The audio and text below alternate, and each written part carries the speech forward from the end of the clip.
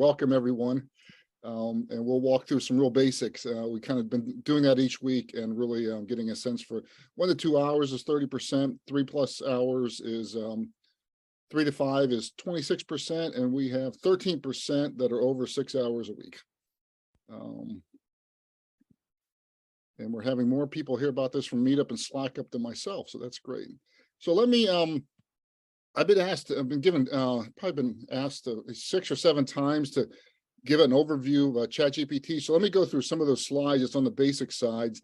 If you have questions, come up that, and then we'll kind of go through some of the demo. There's a lot of new stuff that I want to at least show everyone a little bit so people can demystify, know what it is, and then we'll go into the case studies. Lots of chat. Yeah. Feel free to put your LinkedIn or your name, or if you want to network, your URL to your LinkedIn into the chat.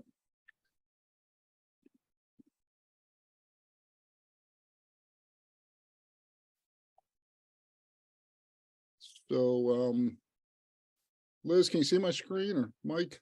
Okay, yep. Great. Super, thank you. So, let me just walk through a couple just basics. For the people who aren't familiar with the AI landscape, it is a really big landscape. These are 6 or 7 of the major types of disciplines or technology in there. Generative AI, which is where ChatGPT sits, is a combination of machine learning, particularly around this reinforcement learning, or RLHF, deep learning and neural networks. And one thing you'll hear a little bit talk later thing of this kind of narrow AI is for very specific task, find cancerous moles on an X-ray screen, do protein folding, optimize clicks for Google Ads. And artificial general intelligence has been this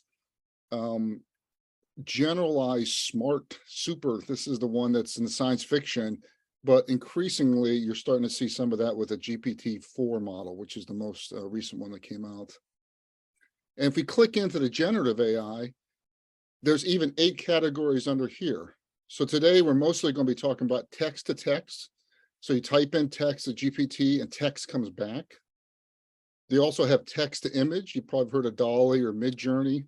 There's a whole handful of them. Stable Diffusion's another one, where you can literally type in text, show me a landscape of Boston Harbor in impressionist style, and it'll bring back an image. Text to video, I haven't been keeping track of this. I think there's 4 or 5 people that have launched text to thing here. Mike, I see you got a question? Yeah, I was just curious. This is a great slide. Are you willing or able to source where you got that from? Was this from ChatGPT? No, this was a paper on, I thought I put it, if you send me an email, I'm happy to dig up the report. This is a research report that I stole this from. Yeah, the other thing I was going to bring up real quick, Paul, the term I use is text to X, because then it covers text to text, text to image, text to video, and text to voice. Oh. Yeah, so text to X being a synonym for generative AI, correct? We'll skip this. This is ChatGPT for people who haven't seen it. If you're part of the 30% of people here who have never used it, please don't be intimidated. I think the key thing is, if you can use Google, you can use ChatGPT. We're going to walk through and show you how. If you haven't done already, you go to the website, I think it's chat.openai.com, use an email and get a free account. Let's go through some of the basics. Terminology: OpenAI is the name of the company, and the product is ChatGPT, and that's their text-to-text product that we'll mostly be talking about. They also have another product called DALL-E, DALL-E2, which is the text-to-image. And they've got other products as well, but those are the main ones. This word prompt, it can be intimidating. It's not. Prompt is just what you put into the search box, the box at the end of there. So that's called a prompt. And some people use the words prompt engineering to help optimize it, but those things are synonymous. And you should just think that it's what do you put into a Google search, you can put it into ChatGPT, but ChatGPT allow you to put into, dozens and dozens and hundreds of words, not just 6 or 8. 3.5 is the name of the underlying AI system or model.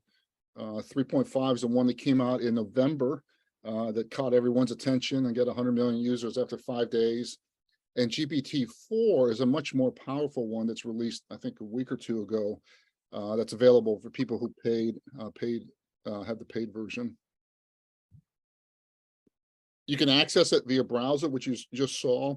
Something called Playground, which I'll show you in a second, and these things called APIs, which are like technical pipes that go from computer to computer. And they just launched, kind of like it's called plugins. It's near an app store this week. There's a free version.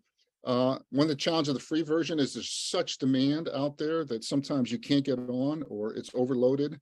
They've also had a lot of outages in the last few weeks because the demand's been so high. Or you can pay $20 a month, at least in the US. I know India doesn't have the Plus, and I can't remember if Europe does or not. And the APIs are based on usage.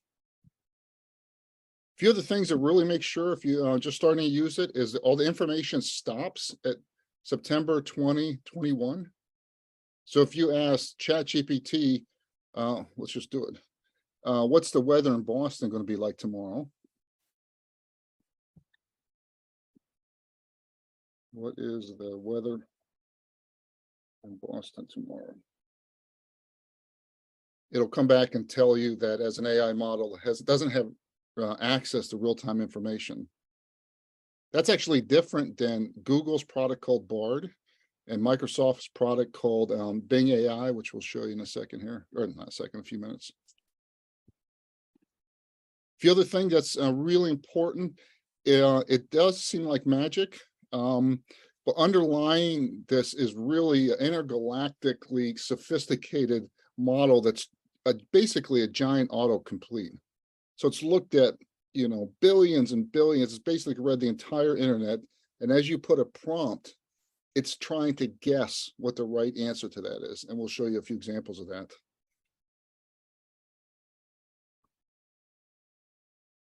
In general, 60 to 80% correct. I like to think of it as a highly confident 12-year-old that writes really well, but it will get things wrong. It'll have facts wrong. If you even ask it to cite sources, it'll make up sources, it'll make up books, it'll make up URLs. And conceptually, one key way to think about it is Google, you kind of like put the words in and you go find it. And for me, it's like finding a needle in a haystack. ChatGPT is a little different. ChatGPT is much more of a conversation. So I like to think of it like 3 hops. You kind of put some stuff in, you hone it, and then it actually ends up going to like, it'll summarize a subset of that haystack. So it won't always give you the precise answer. It's actually designed not to always give you the same answer for a response. And over on the right is just high level how it's, there's a whole bunch of data that trained on large language model, and they did this thing called reinforcement learning, where they had humans judging, and that helped hone the model. And there's a whole nother layer here. It's called different things, trust and safety, but these are where they're putting different rules to make it more ethically correct. I think when it launched, someone put in, how many Jews could I kill for $1? And now they put a rule in to prevent that. And you'll see more and more. And that's where a lot of discussion are about, how tight or not tight that trust and safety layer should be. And apps and users here. Are there any questions on that or basics on that? Does anyone have trouble getting on? Has anyone not got on that's tried? So yeah, I mean, it depends on the time of day I've discovered. There are times when I try and get on, it's like, nope, sorry, we're busy. Okay. But again, it is still a version 1, it's just out in the market. So they probably do throttle the number of connections that they allow. They shouldn't. They use Azure Cloud if they're going to be getting enterprise customers. And I know the guys at Microsoft up here, the cloud guy, Cisco guy, help build Google developer groups. They shouldn't. They should be running that with the quantum stuff they bought a company for. And their proof of concept. Plus, they also have other issues. Like, who's gonna ever give them their real cell number? Like, people use VoIP's numbers for security because Microsoft does get hacked, and you don't want to have your ChatGPT, one of your dual factor authentication UIs access. So stupid. Yeah, I want to see what Bard's done. I mean, they can't be worse. Like getting the phone for the demo, really? And you know what's crazy? My guys who just left search over Google. This is not surprising.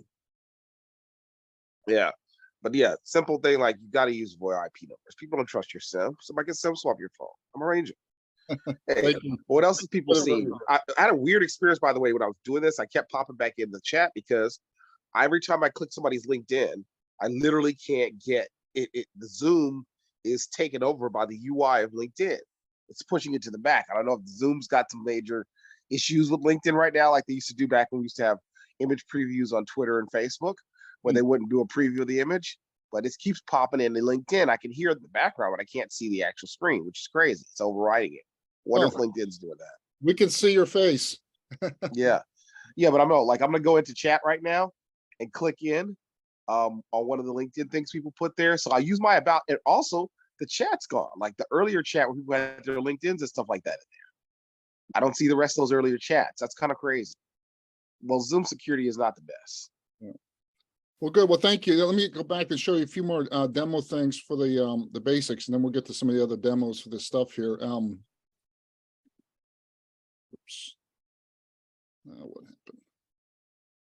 So that's the basics. You're gonna send us a recording later, right? We can get access to recording later, right? Yes, that's correct. And then I want to talk a little bit about GPT-4, just because it's stunning. GPT 3.5, which is what came out in November, was already like magic. And a few things on GPT-4, it's trained with way more data. 175 billion was a number that OpenAI, and I forget where I get this is an estimate because they no longer say, but it's a huge magnitude or a couple of magnitudes more of data here. Here's a stunning, this is published by OpenAI. The blue is what the ChatGPT 3.5 version scored on AP test, SAT math, GRE, the LSAT for law school. And the green behind it is what the ChatGPT 4, the most recent kind of AI engine that came out last week or a week or so ago, is scoring even better. So this is stunning at one level. It's still on the left, you'll see has trouble with calculus, AP calculus, still not doing very well. And over on the right, you'll see in general, art history, psychology, things are much more text-based. GPT-4, unlike Bard right now, is excellent at languages. These are the accuracy using this MMLU scoring. Another big change with GPT-4 is you can put up a huge amount of text. So one of the great things that GPT-3 and 4 does will summarize. In GPT-3.5, you can summarize about 2,500 words I found. In GPT-4, it's much, much longer. People who haven't seen this is stunning at one level. GPT-4 allows you to put images in instead of text to text. You can do image to text. And here's an example of New York Times. They put in this picture and then asked that what are a couple meals that I can make with this? And ChatGPT responded with yogurt parfait and carrot and hummus wrap. Yeah, Mike, Bob, you got a question? Or just a Yeah. comment. If you remember the podcast that you had posted between Lex Fridman and Sam. I don't know if Yes. you had a chance to watch the whole thing. I finished it yesterday. It's about 2.5 hours, but Lex was the source of the 10 trillion data sets, and he said it was totally made up. So the two of them made a joke out of it. He said, look, you can just see how much social media will carry. He says, there actually is no basis of it. And even Sam didn't know the size of the data set himself. So it's a lot larger.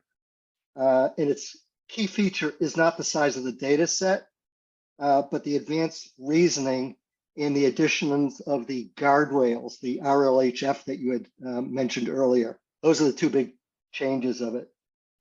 Thank you, but yeah, I think I need to clearly update that slide. Thank you.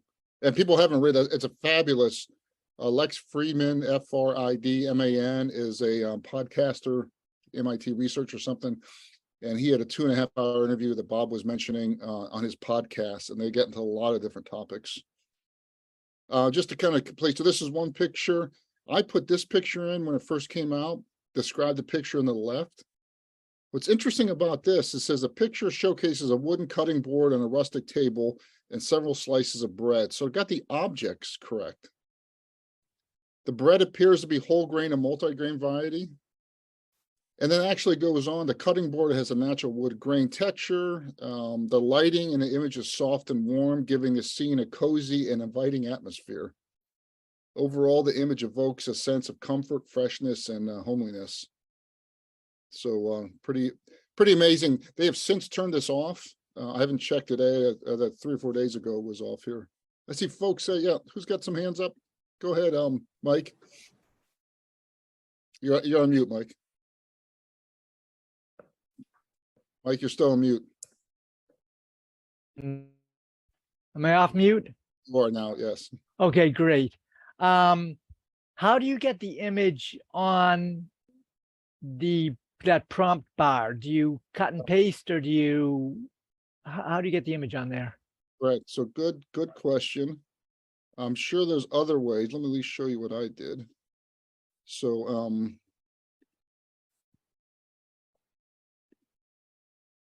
so this one here is off of a website that had, I went to, I think it was a free website, and it had stock images. I've also tried to upload an image to Google Drive. So it directly answer your question, this is a website. If you go to pixels.com, you can find the exact thing, and it has a little bit of text underneath it. We aren't seeing your screen, Paul. Are we supposed to be? Yes, thank you. That would help, wouldn't it?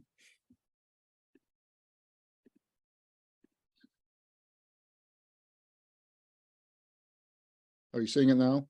Yep. Okay. So let me just start over that paragraph. So describe this picture. This is a website.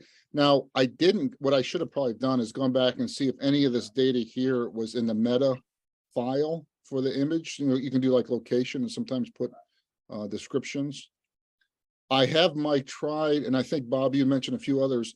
I tried to upload a handwritten, and when they launched the demo they did was a handwritten note that translated to an image to text.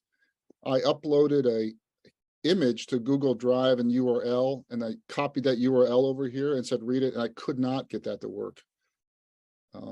Has anyone else had luck before they turned this off and getting this to work?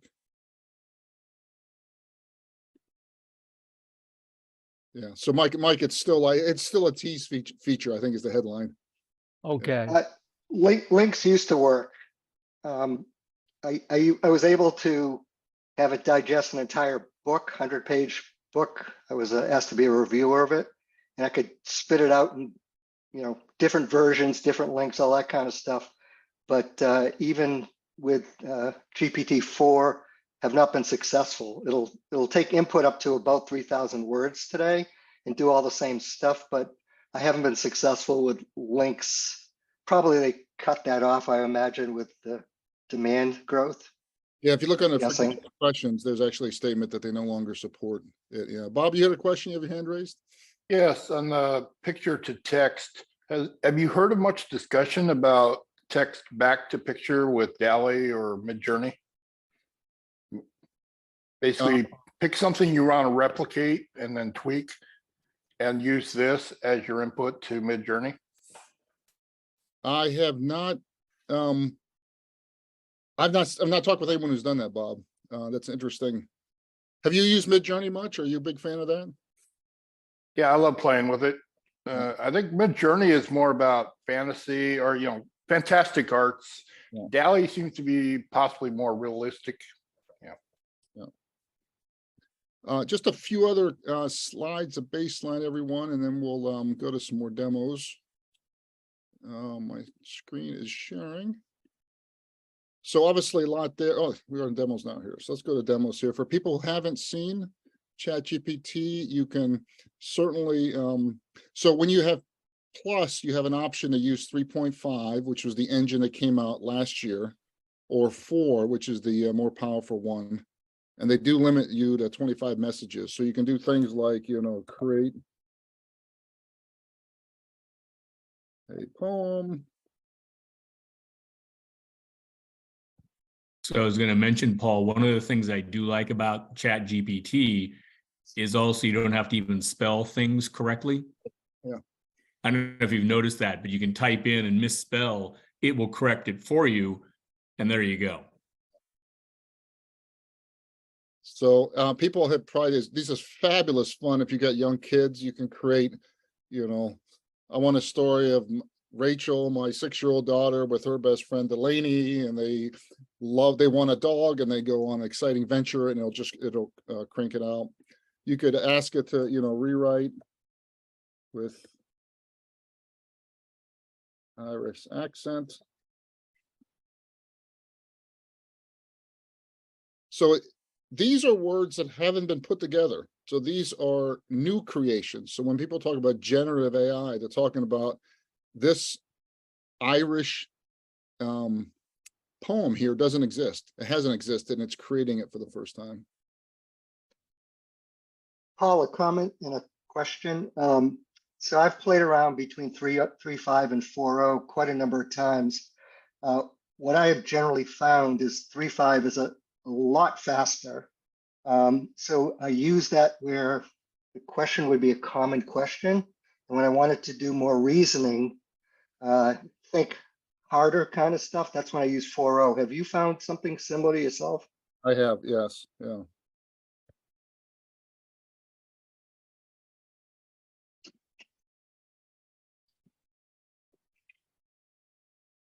So I found something interesting. So on our last call, we talked about, you introduced me to nat.dev.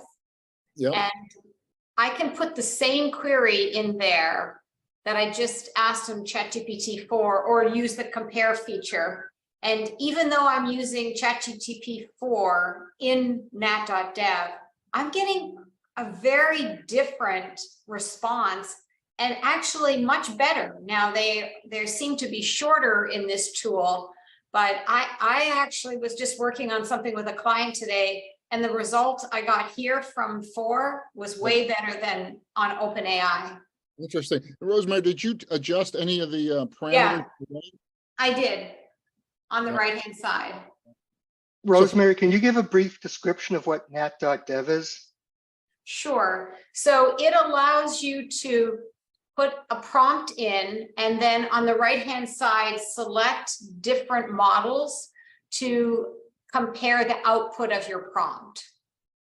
And so you have to select compare up there, Paul. That's what I do. Okay, now you're talking.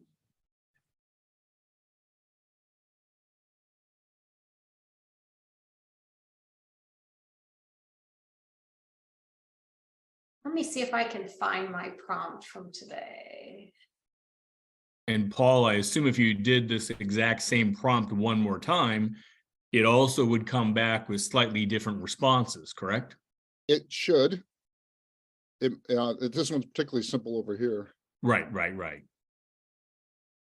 This was a prompt that had maybe 60 words, 70 words in it. And when I selected ChatGPT 4,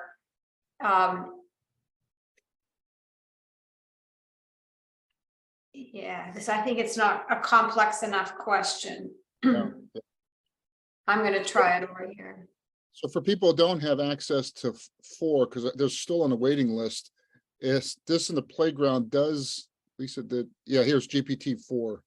So here's a way for if you're on the wait list and haven't gotten off the wait list, but will still want to play with GPT-4, a way to access that. A few other things that just want to highlight for. How do you do that again? I kind of missed that. What were you saying? How you do it? You do browser based or what?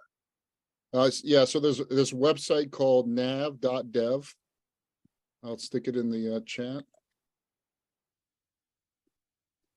And you go to this website, it's a free website. I think it's a CTO GitHub created it. I think you have to register with an email. And then when you come in, the first thing you do is it's called Playground, which is confusing because OpenAI is called Playground as well. And you come over here and you can look at all these different text-to-text models. And if you scroll down, you'll see one that says GPT-4. nav.dev, I'm not getting it. It's weird. Paul, do you want me to show this example? Yeah, would you mind? Yeah. That's weird. nav.dev, right? Yeah, it's in the chat. Did you get the URL from the chat? No, We can see your screen. You can? Yes. it's Okay. not NET. Yeah, so You can see it up here. Paul, you sent it to me directly, so I just reposted it to everyone. Oh, goodness. Okay, thank you. So it So, is in chat. It isn't everyone chat now. Thank you. okay, so just note that I'm on the compare version here. And what I'm seeing here on the right for ChatGPT 4, oh, and this isn't exactly what I did earlier in the day, but it actually gave me the results I needed for an infographic for a client, as opposed to just telling me to do case studies or examples, right? So when I showed this to the client, you know, it's one of those moments where, oh, this is the work I needed to do and it's done here. But yeah, I wish I could. And Rosemary, did this save you a lot of time, or was it new information? What was the big benefit of using this? Oh, because so they're doing a webinar series and all these other pieces of content. And this was just to take all this data and put it into an infographic, right? So this just took everything and made it bite-sized, right? Yeah. You know, here's the benefits of a conversational banking right there, right? That's great. That's great. Thanks for sharing. People should try it. Ricky, I see you've got your hand up. You have a question or contribution? So I did try with the image and I was able to pull up, like I was able to get the description from a link Oh. from Google. Did Yeah. you do it tonight? Can you share? Do you mind? Yeah, right now I can show, yeah. That'd be great. Thank you. So you must be using GPT-4 then, correct? Yes. I am not, okay. Let me try, okay. But, I don't know, for some reason I'm not able to, let's see, open system. Let's see. That's working. Share screen's working. Shift screen, is that a keyboard? I think At the so. bottom of Zoom, it says share screen. Yeah. I got that. I think so. It is the first time I'm sharing on my laptop. That's why it's just asking me from the prompt. I can show you can carry on Okay. with. Okay, thank you. So let's go back, see if I get any more slides that we're showing, and we'll stay in the demo. Oh yeah, so I want to stay in the basic demo. A few other things just for the 1/3 of people who've never used it.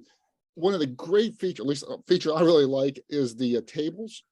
So you can have it do research. So name, leading credit bureaus in the US. So now it's coming back. Now I'm going to put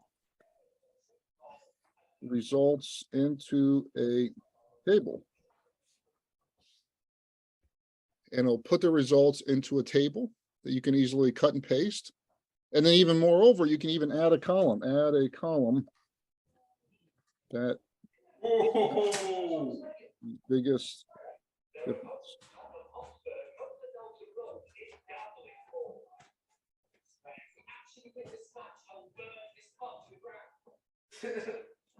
Oh, wow. Oh, biggest, it wasn't clear enough. So add a column. Shows.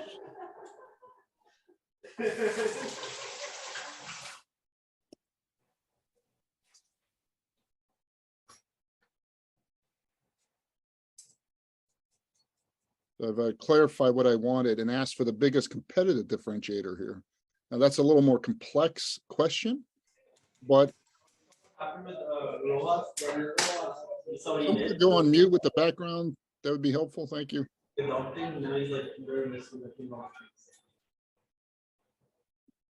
Stand up panel, it's fine.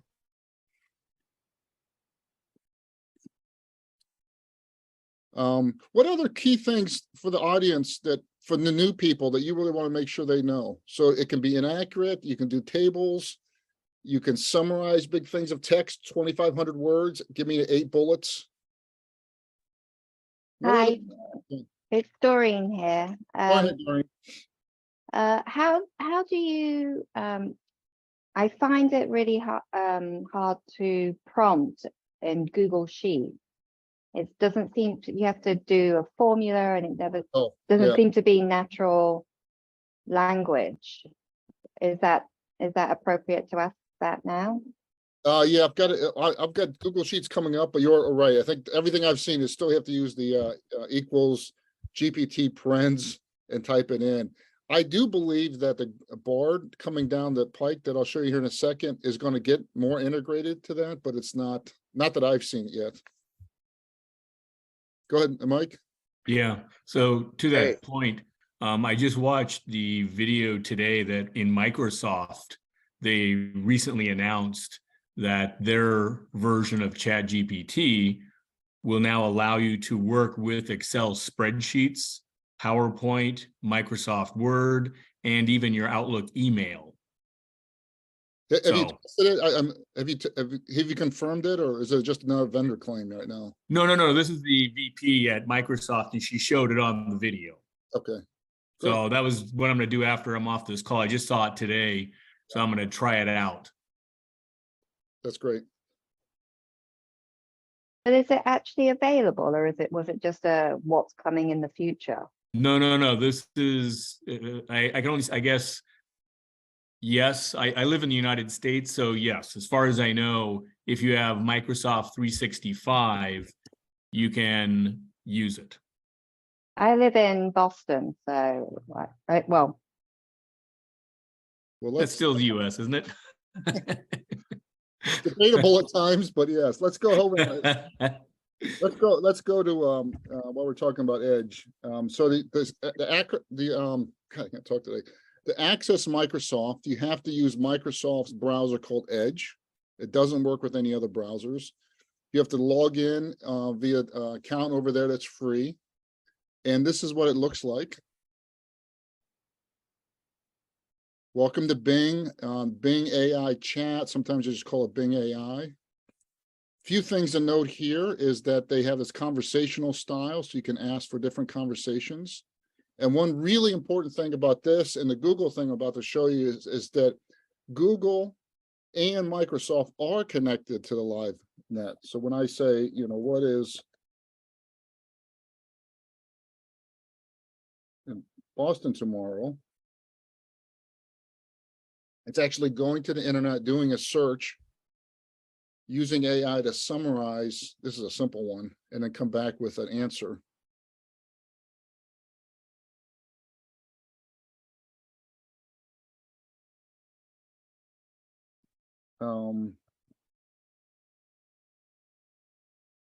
Create a poem.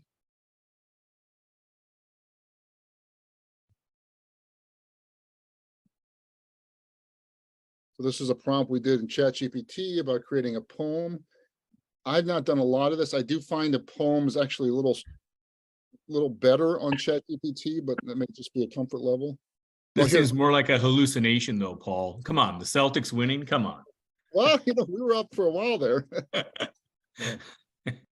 Retype in Spanish. I don't think this works on, Spanish is available in ChatGPT, not here. Oh, it is working in Spanish. That's good. You can also mix languages, so you could put half of it in English, half of it in French, half of it in German, or a third, and it'll come back. Okay, let's test that.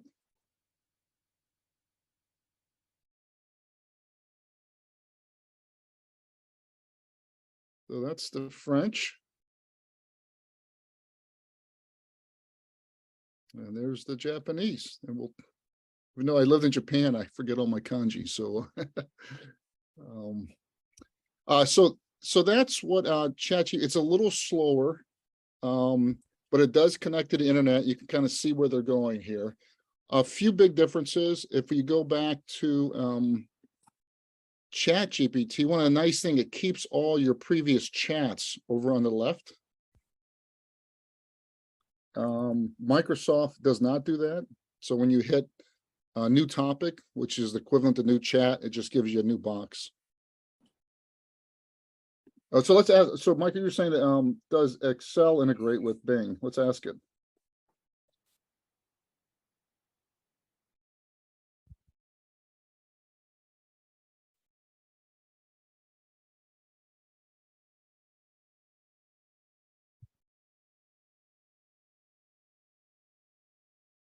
And we'll jump to the we'll go to the raise hands after this. It definitely takes longer for it to process things.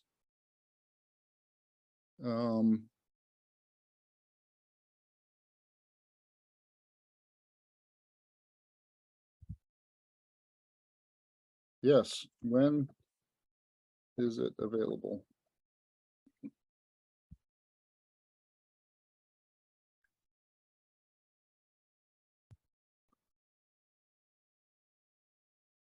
No, did it not? Oh, here it goes. Yeah, so there's it.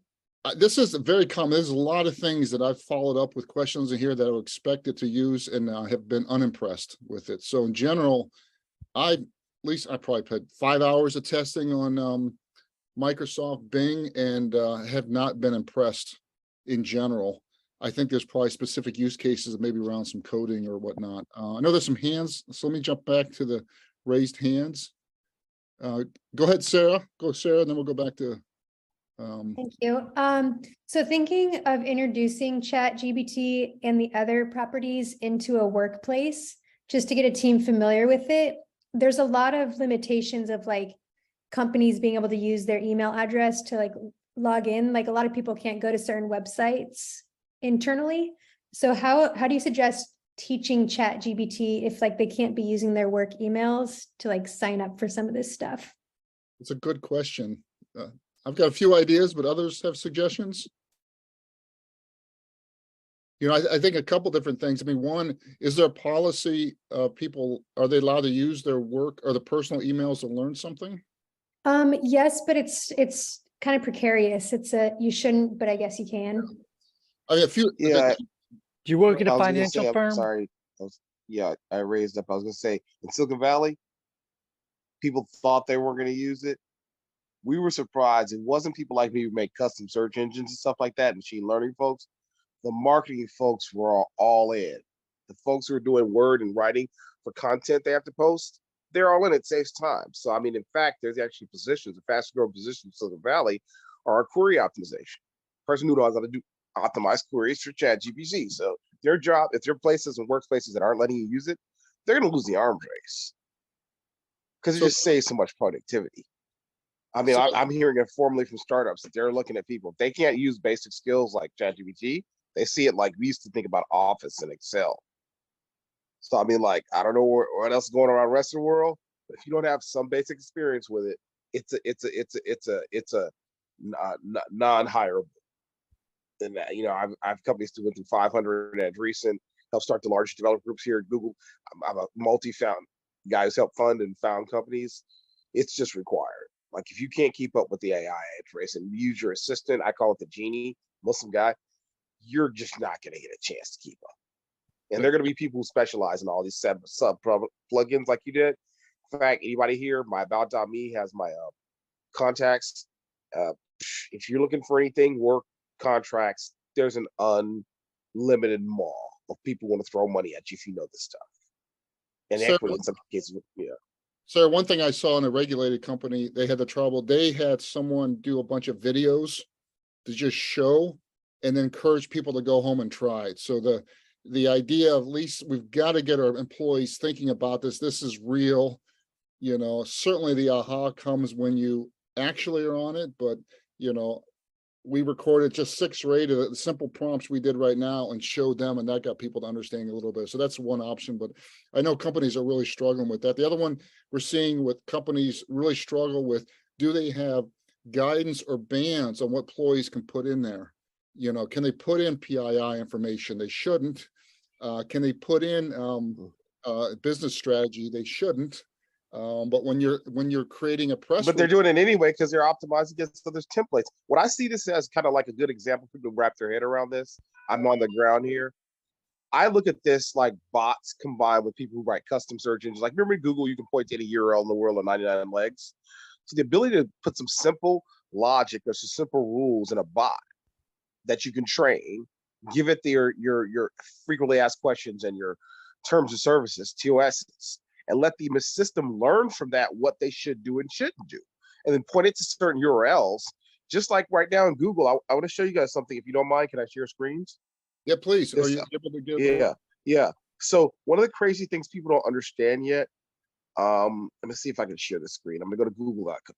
Yeah, my because on my Google right now, I get all these pages I follow and I get discovery of on my browser. How many of you guys use an Android browser on an Android phone?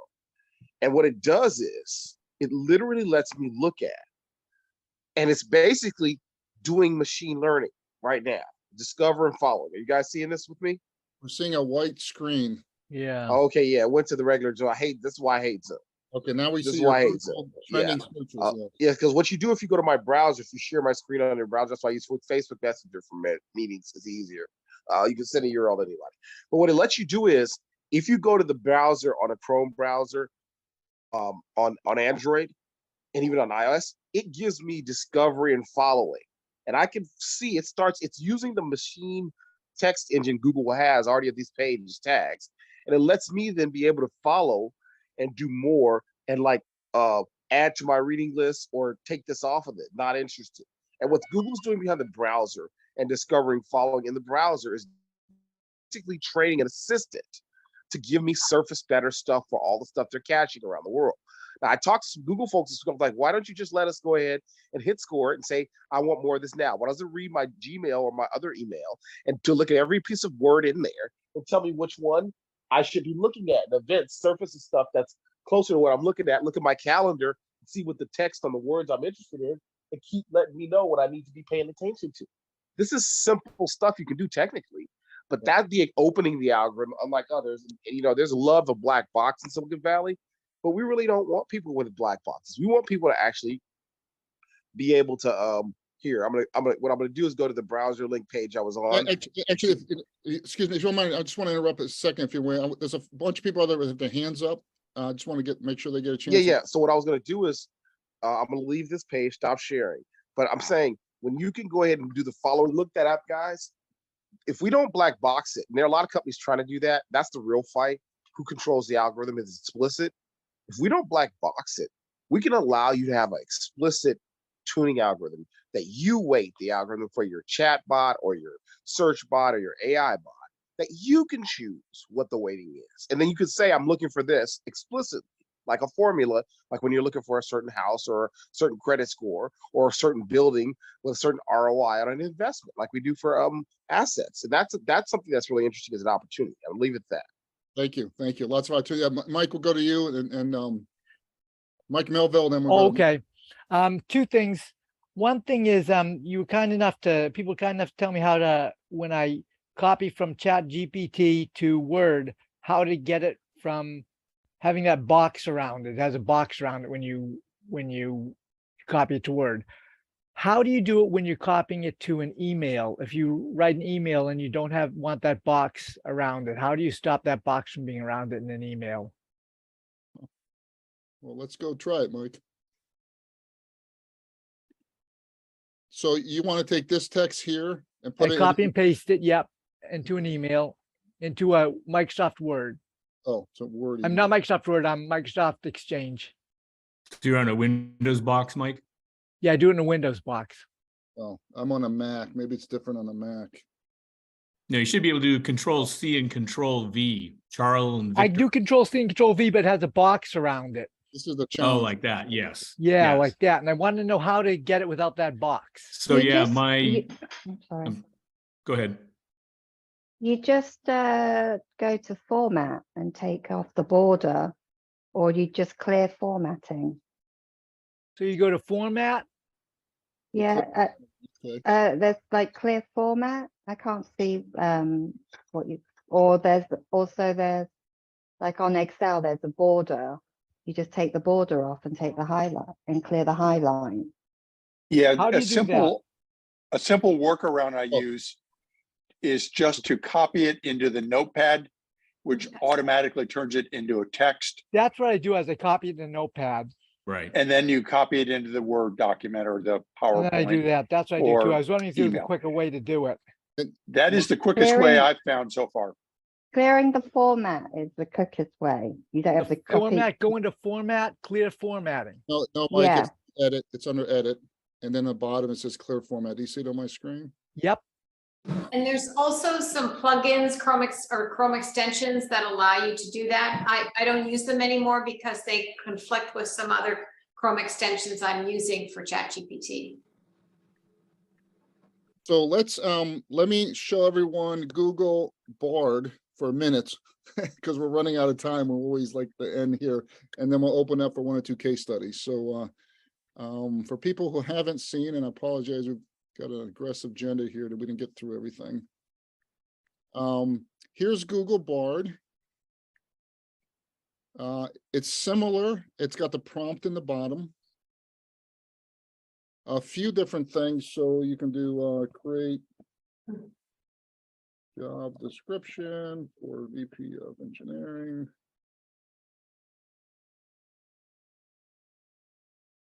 And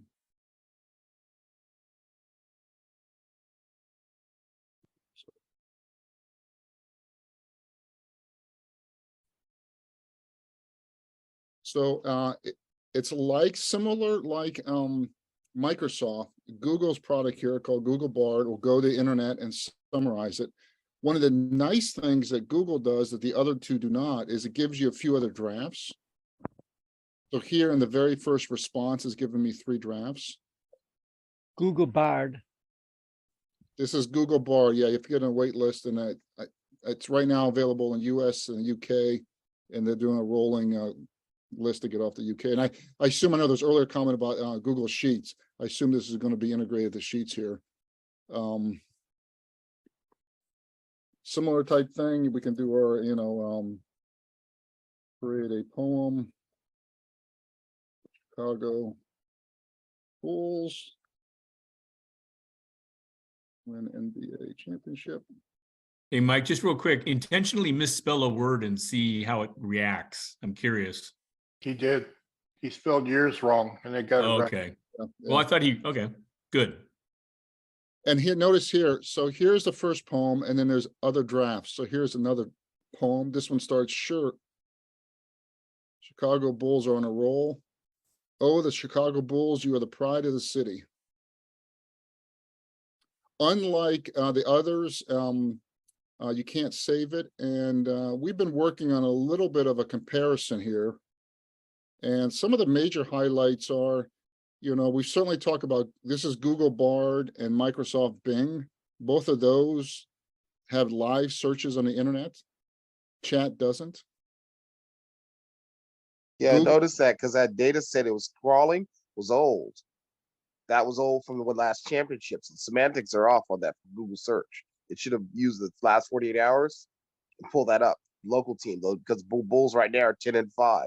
Says Patrick Beverly. So that data should be optimized on the caches around search, even on Bing. Yeah, so it should say,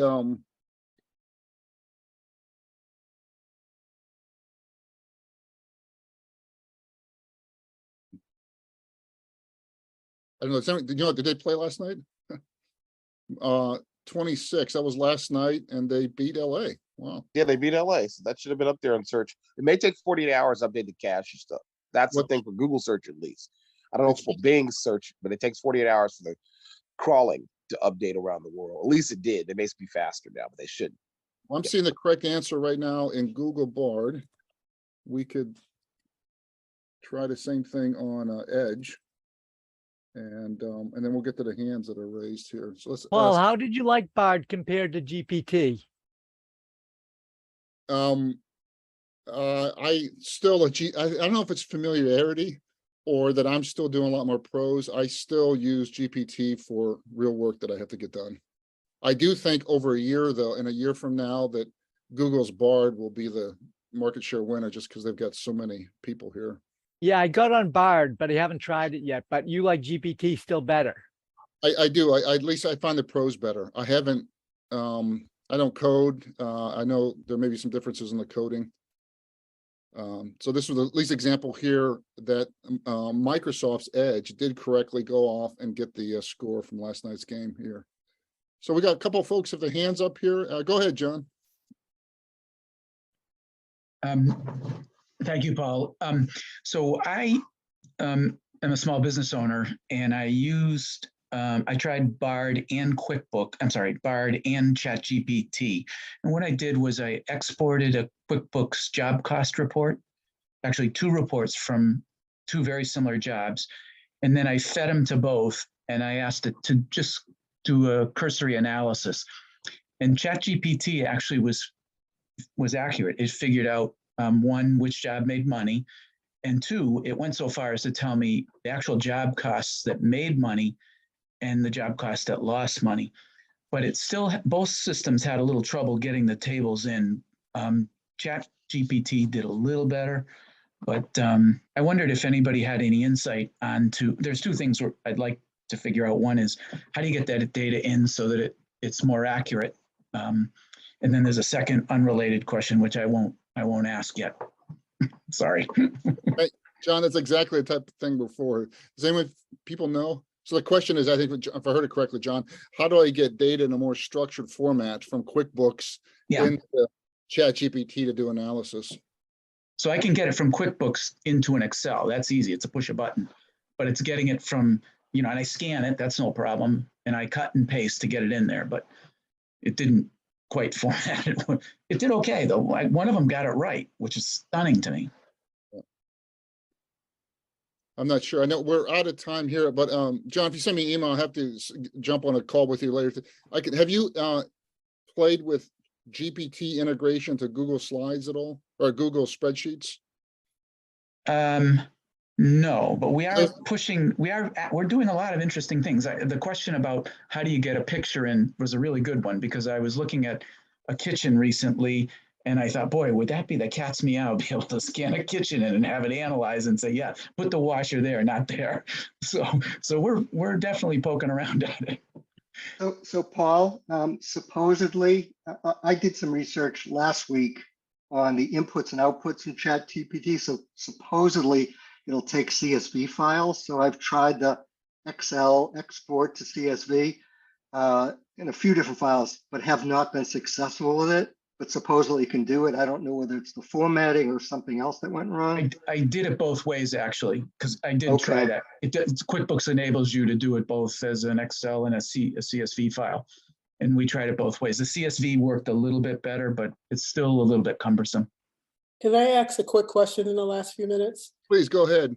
A work-related question. So I'm doing a strategic plan for a client, and I had to do 12 interviews with different stakeholders, same questions. And what I was going to do is I need to pull out the major themes across all 12 of these people. Can I pop their responses into ChatGPT and have it come and say, give me the major themes based on this text? As long as it stays under 2,500 words in my experience. So if you just 2,500, if you put that all into a Word doc, 12 people, if it's 100, 200 words each, it should be under 2,400. But and tell it to summarize it. And one thing I've seen about summarizing is I like to, summarize it in 8 bullets, summarize it in 10 bullets. Okay. 5 bullets. So you may want to ask it to do a couple different things in accordion and kind of see which ones are better value here. Yeah, be specific. That's what I found too, Paul. If you say summarize, you don't always get what you want. You say summarize into 5, 3, 12 points, then it will do it. Thank you. That'll save a ton of time. Yeah. Thank you, Maria. Any other new people haven't spoke? got a question or a contribution? Yeah. Hi, my name is Vikram. Hi, Vikram. Go Yeah, ahead. and yes, I have used ChatGPT for some for my development work, and one of the thing that really helped me was this prompt collection that is there in GitHub. I posted the link before, so if you could just open that and share it, then it gives you an idea of how you could do this thing called prompt engineering. Yeah. Basically, making it act like whatever you want it to act as, and give it the correct set of instructions. Then you will really reap benefits of using this tool. Thank you, Vikram. I think it's a fabulous way to end. Lots Hey, of, Paul, one thing quickly, today's session, for some reason, you can't export the chat. There used to be a little button. Do you have to enable it on your end? hmm, So all the people that are kind of making reference to their posts, the yeah, links. I'm sure the whole thing's recorded. If you send me an email, I'm sure it's some button somewhere, but you're saying last week you were able to export the chat? The last 3 weeks, I was able to, on the bottom of the screen, there was a export chat. And you used to be able to do that. And I've been able to do that in the prior weeks, but not today's. I'll take that as my action item. So we'll go ahead and end. Thank you, everyone. It's great to see all the interest. Come back next week, bring your questions, and if you have folks in Europe or India, encourage them to join our call on Wednesday. Thank you, everyone. Good night.